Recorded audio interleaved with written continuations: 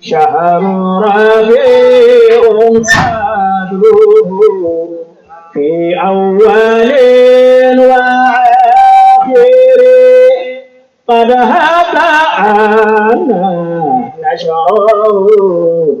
كانت في المباقر وهو كتاج فائق على جبين النادر مرصع وشارق. السلام عليكم ورحمة الله تعالى وبركاته. en garti hande kadi e yewtere men mana ha joni weltare task ɗo e télé men Ndiaye Pendaw TV arde kadi salmin dendagal yeɓo Ndiaye Pendaw TV e kuuɓal surtout ma noon yewtere men weltare task ne kewne waddini kadi tuggi mana ha joni lewru task dari ha faade hande ke balɗe sappo gadanɗe gonɗen ko gardiɗo mana ha joni oɗo plateau woni musidɗo men cheikh docteur Cheikh Ahmadou Tidiane Diathia wondi mana ha joni Ahmadou Dia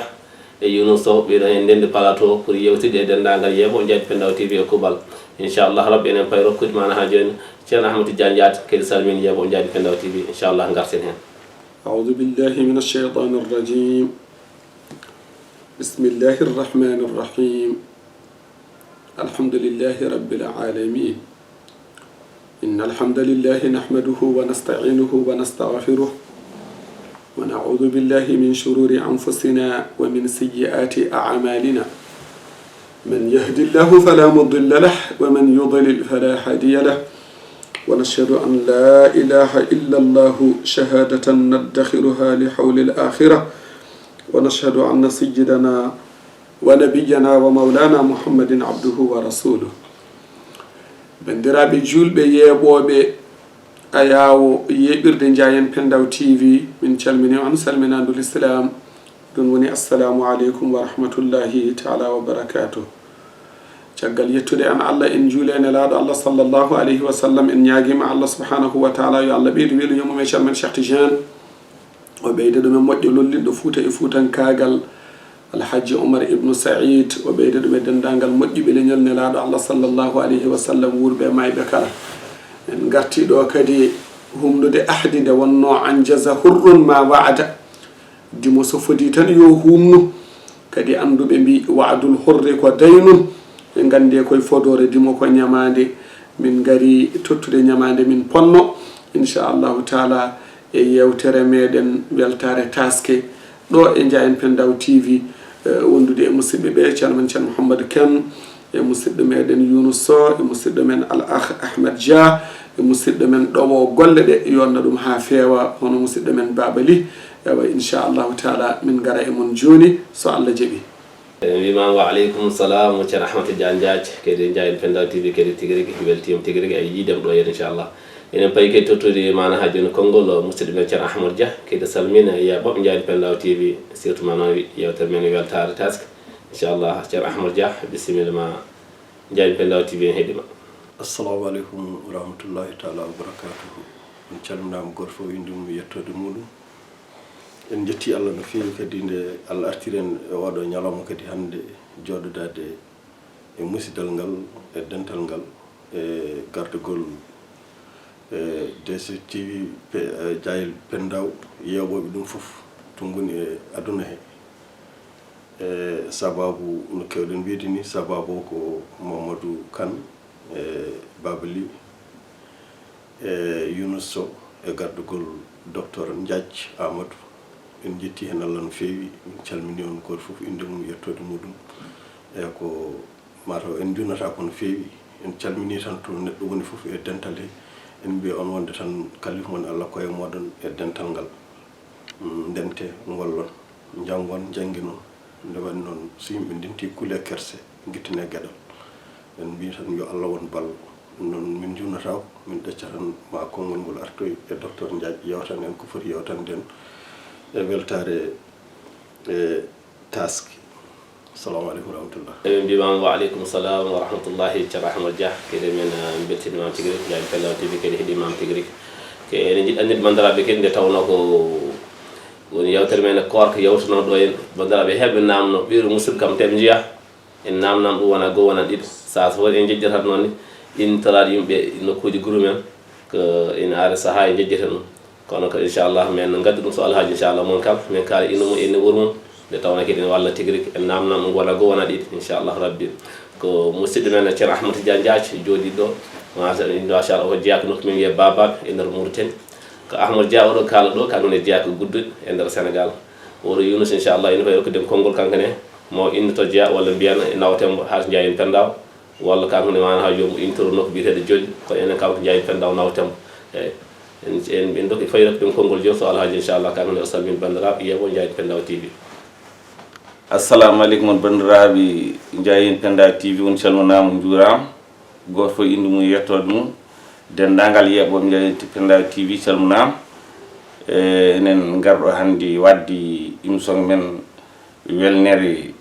taski weltade taski ko gotum ɗum noon en jiiɗi weltade beltini bandiraɓe ɓe holɗono men gueɗe ɗe ko ceerno Amadou Tidiane Diathie e wondiɓe mo sehila mo guila hanki taw hannde arani on Mamadou Ibrahima Kane e Baba Ly en gonɗo ɗo e sehil men biyeteɗo Amadou Dia gudduɗi e min kaalowo noon mbiyeten ko Yunus Sow mbiɗa jeeya jolli mbiɗa jeeya Penda mbiɗa jeeya Dimata so mbelami mbiyon Penda so mbelami mbiyon jolli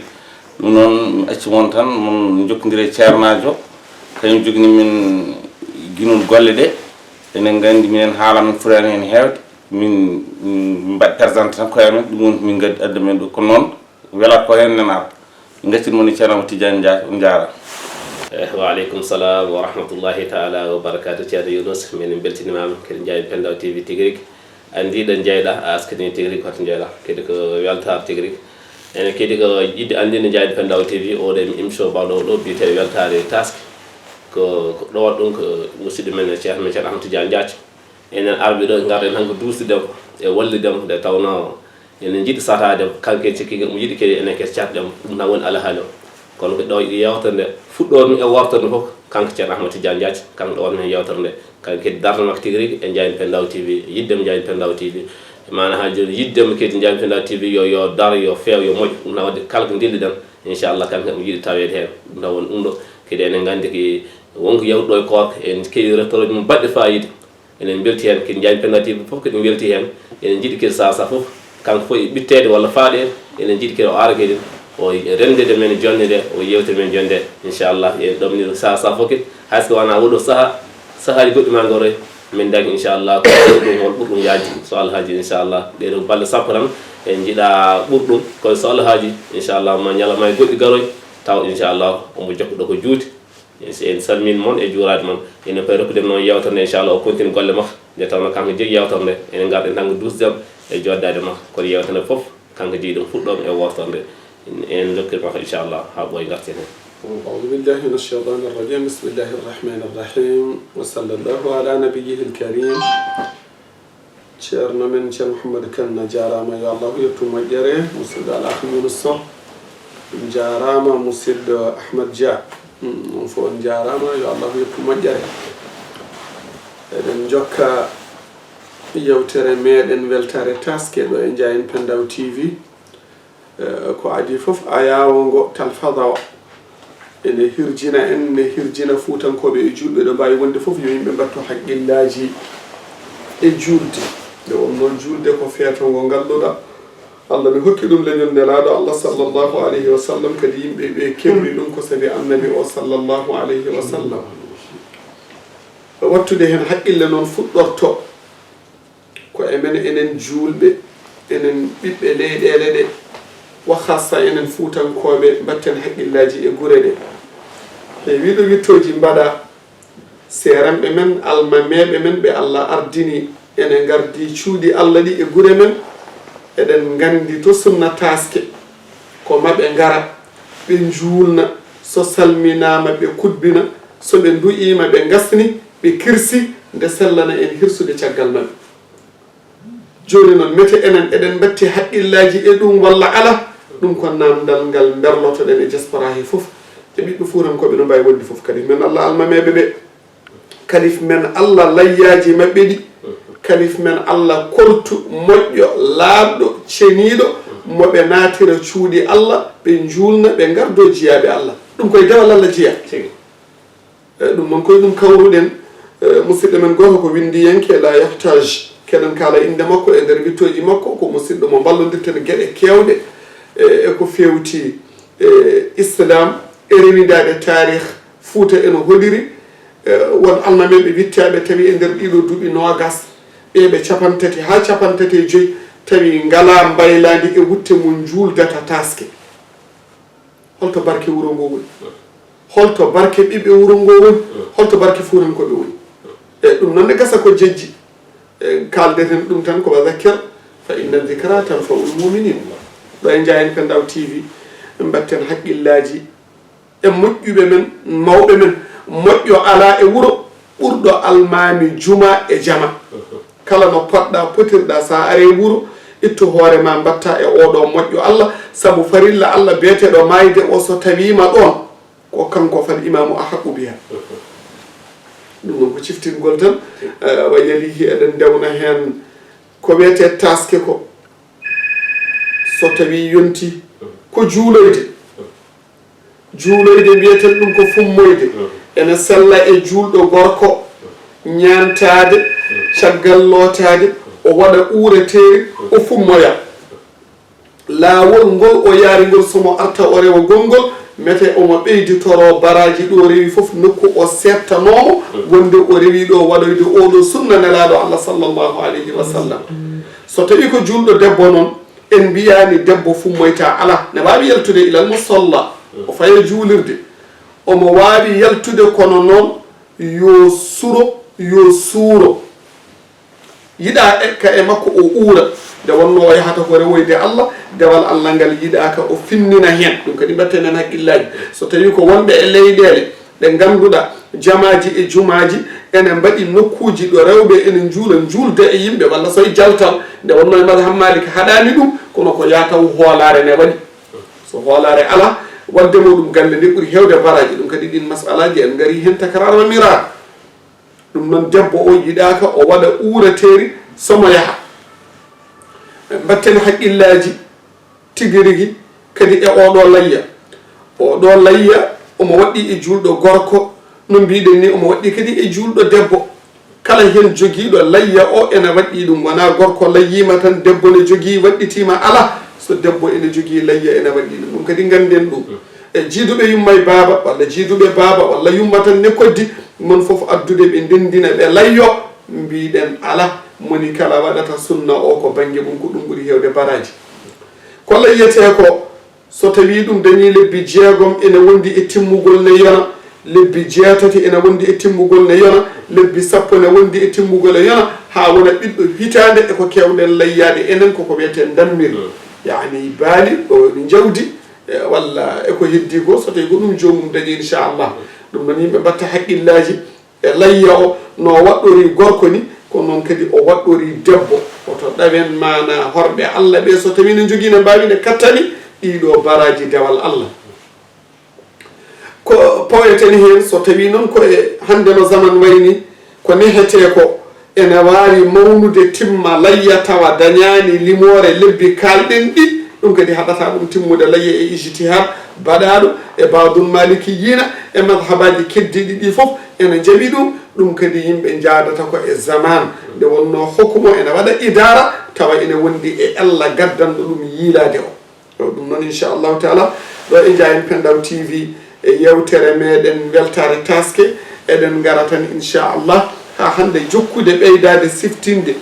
e ɓeydade laɓɓinde ko wiyete taske woni julde taske bisimillah al akh Yunus mbaɗa kono wonko jiɗɗa namdade e bisimillah falyatafaddal mashkoura assalamu aleykum ceerno Amadou Tidiane Diath to jogui namdal gotal e yimɓe e rewɓe en tampinirni warɓe e juldel ɗe wiye wongal guila comciji tan wiyema gandilaji gadde e soko addaki ɓe tampini hen warɓe ha en jarnat dewal mabɓe ɗese hen bonde tababin tan laye arani ganjila arani beele ɗum ɗon ko lawol walla ko fadde tan ele sago ɗum waɗe so ɗum arani tan wonko bonnata e julde walla oɗo belde rewɓe en jogui hen droit mbi ɗum namnade Allah jarama ɗum ɗon jinnomi hen namnade jarama akhil Habib Yunus Sow yo Allah yo moƴƴere ko namdiɗa ko ko hunde himmude no feewi nde wonno to banggue juulde sunna cunninaɗo o ko ɓornade ko hesɗi kono ko ɓe qadri istidaa ko fodde kattande e fodde yajande ma no fotiri saabu allah wi ko wala tusrifu innahu la yuhibbul musrifin kala ko waɗete ko dagi allah yiɗa hen fantinade allah fawani neɗɗo so wona ko hattani tawi ene wawi allah deftani neɗɗo ko hattanani la yukallifu llahu nafsan illa wus'aha ɗum noon so tawi aɗa wawi an maccuɗo allah ɗiɗo mbiya ko hoto gandu ɗawrema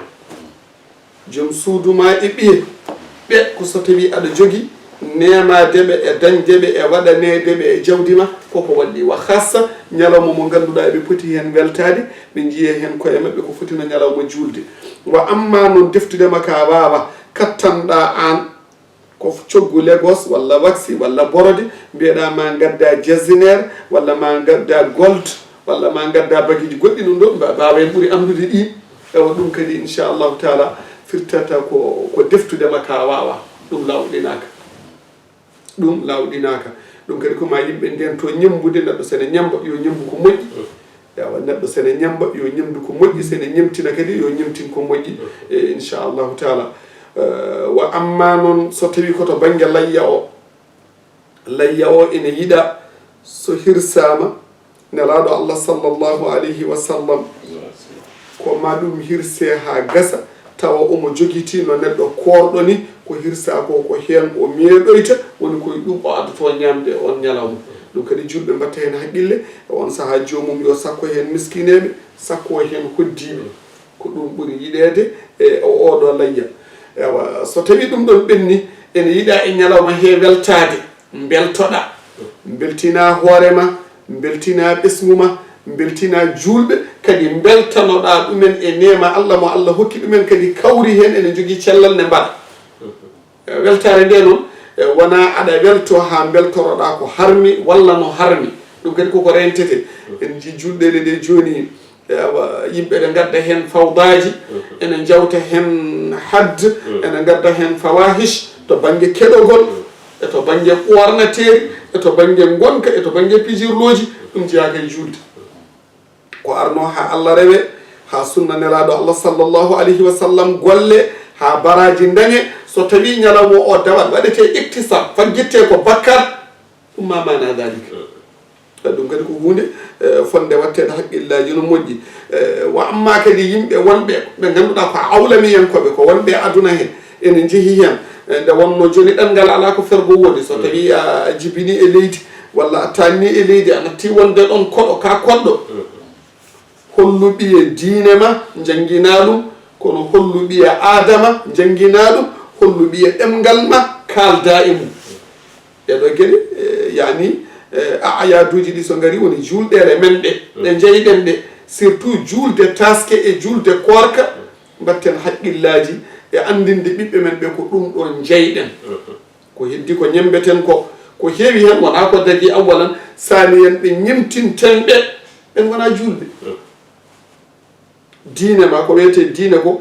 hoto resdu ɗum ma hoolaki kono diine ma e dewal ma allah hoto ñemtin ma anda holi kañum saka mo wona julɗo eyyi ɗum noon ko jiɗɗen findinde tan ɗo e Ndiayel Pendaw TV yewtere meɗen weltare taske ko yo yimɓe gartirra ɓeto haqqillaji ɗi no moƴƴi wa khassa to banggue suddiɓe ɓe to banggue suddiɓe ɓe ko wiyete israf fantinade ñamloɗa mbaɗa hen ka wawa ndefa hen ndefuji ɗi ganduɗa a ñamata foof taw koye sifa israf comcol ganduɗa sa ɓornima ɗum lawol gotol ne gasa a ɓornitta ko tawa ene wawno wurdema fodde hitande ndefa ndefu ngu ganduɗa ha heewa a sakkaki a ñamani kadi ndufa ɗum ko israf kadi tawa dancudema ɗum nde weeɓani ɗum wona dewal allah kadi wontata dewal allah kañum fo e wonde aada wontata dewal allah ɗum kadi yimɓe mbatta hen haqqillaji no moƴƴi allah ne rentina en e nder alqouranil karim wala tubaddir tabdira innal mubaddirin kanu ihwana shayatin idan yimɓe hoto pantinto e wadde surtout ko fewani ɗum koko haɗa ko haare allah saka fantinade kadi e ñamde walla ɓornateri ɗum kadi ma neɗɗo ƴewto ɗum no moƴƴi kadi aqliyan hayrul umuri ko awsaluha nelaɗo allah sallllahu alayhi wa sallam o wi ɓuri moƴƴude e gurdam koko hakkidi ko wona ko jaasi ko ala saɗa wawi aɗa hattani wona ko ɓurti ko hay saɗa wawi aɗa hattani koko hakkidi ko e ɗum noon sa ƴeewi to farillaji e janggilgol nelaɗo allah sallllahu alayhi wa sallam hay ko jaggete o wiyata ko yo jagge ko hakkidi ko woni wasa ɗum noon holko jangguinta wa in dalla ala chey so tawi ene tindina hunde tindinta ko juulɗo ko wiyete andu hoore ma ko juulɗo tan foti adade andude hoore mum andude hoore mum noon koye wawde hoore mum ko hen mbawata gollude diine ma pawoɗa e allah wi nelaɗo allah wi ñemtina mawɓe moƴƴuɓe ɓe ganduɗa ko fuutankoɓe no mbayanno eno goɓɓe ko gollanno eno gollirtuno bisimilla ceerno Mamadou so tawi on ko jiɗɗa namdade inchallah bisimilla beltini no feewi namdanga machallah yuno sa namnima namdanga kono jaabugo waɗi fayitiri kedi enen tigti enen inchallah rabbi ma jayen pe yaɓo jayen pella tv ma berte hen e kuuɓal enen garta hen tan kadi jiɗɗen namnade salatul id taske kabdural gonɗi hen wiyete ko sunna ko kusum ko sunna mu akkad gonɗi hen e ko yiiɗa hen ɗum ga e nder salatu ido tan jiɗɗen mana ha joni en garta hen jedda hen bandiraɓe inchallah no mbawir falnorde بسم الله جزاك الله عنا كل خير سيدي الأخ شيخ محمد كم أو كبيت صلاة العيد كو عندنا تو ندود لورو تاسك دارينو إن يدا أخوارد نجى جاني نجى في سبب نلاد الله صلى الله عليه وسلم هورينو دم حديث شلو دو كبرادو خوارد بل كديد ده نون هايتو جاني دم كو يسو يداري كو قال لدن غنبدا إن كوبتي ديني نجاجي إن بدأ en diwani ɗum ɓaade ko moƴƴere sabu andude baraji korka no fotiri awalan saniyan dewal allah ala ngal allah yoɓanta hoore mum tawa lomtinani so wona dewal allah korka e ɗum noon ene moƴƴi kono noon moƴƴi kadi yimɓe ganda ko mbiɗa ko ɗum ene moƴƴi nde wonno ko wiyete farilla ko wiyete farilla ko kala ko mbaɗɗa ɗum caggal almani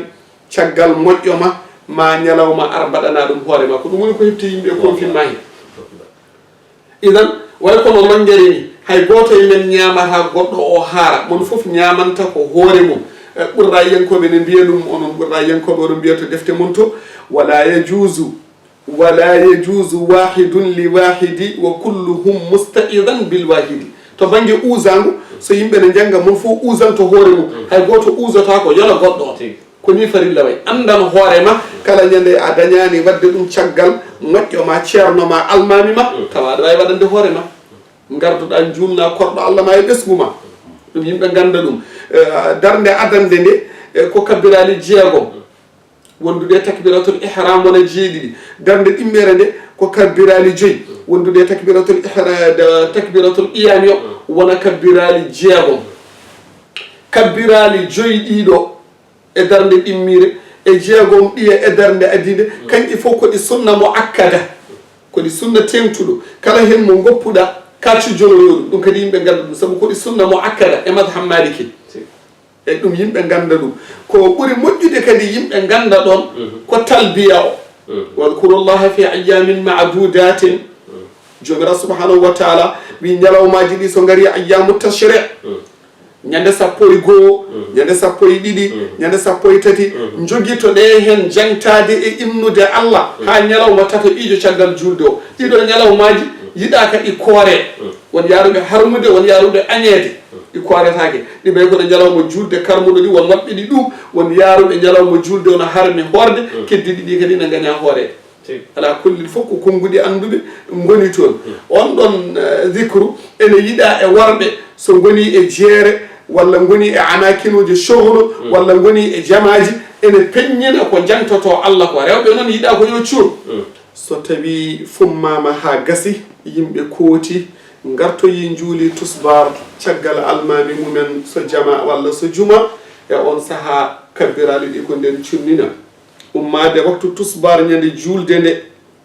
ha heɓoyi waktu fajiri ñalawma battuɗo 14 lewru taske o e on saaha ko toon ɗum ha ɗoyte ene hawra taqriban fodde waktuji nogas e wa amma adad fodde laabi ko waɗete e madhab malik bune anasin limore nde ala hen teskuya wonde hen goto e wadde dental nde ففوق كبرجته إن شاء الله تعالى عند الفقهاء وخاصة عند المالكيين سيرتو مذهب من مالك بن أنس ɗum noon kabbirali ɗi kadi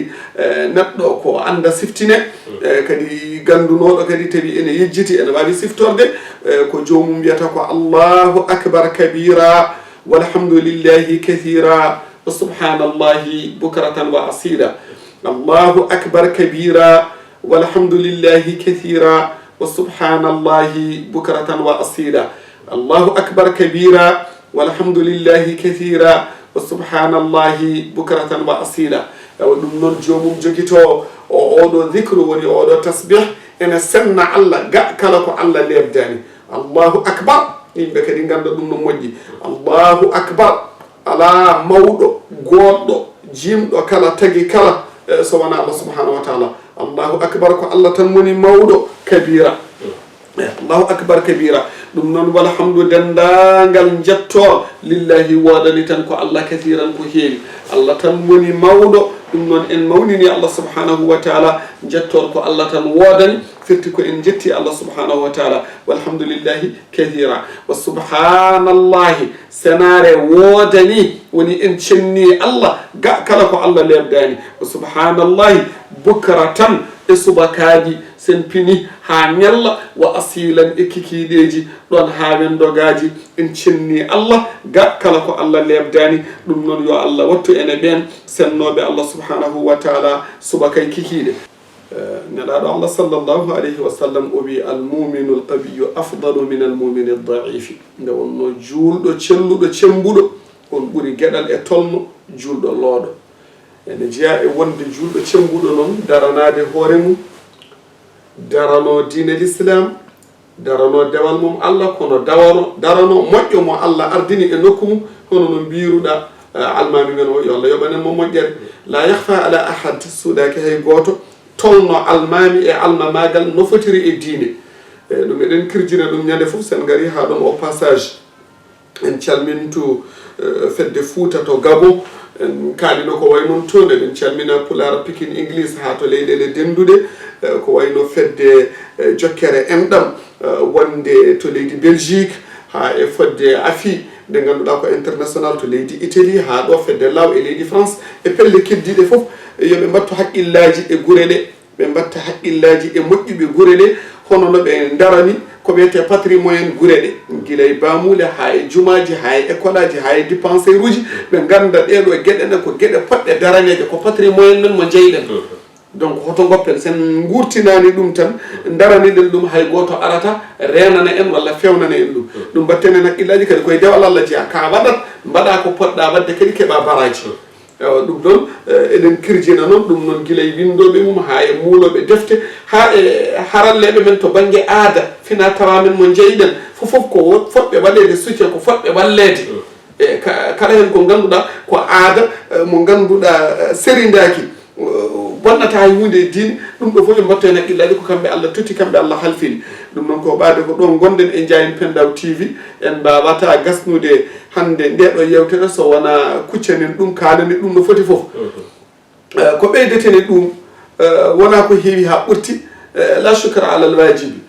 nde wonno baɗɗo ko foti wadde wiyede a jarama ko baax tan kono neɗɗo foti wadde tan koko foti wadde so waɗani ɗum tan waɗata koko fotani wadde ewa ɗum noon yo yimɓeɓe ɓeydu tinnade no moƴƴi yo yimɓeɓe ɓoydi tinnade no moƴƴi nde wonno jimo o wi Ndiaye bun Omar o wiya ala kulli mayyitin naihatun bakaynahu wa laysa ala dini lmuhaymini naihu ay kala ko maayi ene jogii ko wayata ɗum kala maayiɗo yimɓe nana goya ɗum kono diine l'islam nana maayi almameɓe jamaji bamulleji nana dappa tawi hay goto daranaki ɗum ko goƴe ewa ɗum noon eɗen mbiya ko waaɓe no faqihude umma oustad Mouhammad Ahmad en e sirminiɓe waaɓe no makko ɓiɓɓe fuutankoɓe yoɓe ɓeydu tinnade au passage eɗen calminamo eɗen juuromo kanko e fiqhu makko e kadi ko goto e qorra en koɓe miñiraɗo denanɗo en kadi arde ɗo ñande fof ne wallodiri e julɓe kankone allahu jasihi kulla hayr yo allah yomo moƴƴere ewa ɗum noon hande en darnat ɗo tan so allah jaaɓi ila sanil marra inchallah ha lawol gongol kadi so allah jaaɓi inchallah yo allah hokku en kadi yiide subaka garten ɗo kadi jokken golle ɗe de inchallah. Assalamu aleykum wa rahmatullahi taala wa barakatuh. قادمك يا شهر الرضا بالعنف والبشائر فالدار منك قد عدا في كل طرف ناذر بمولد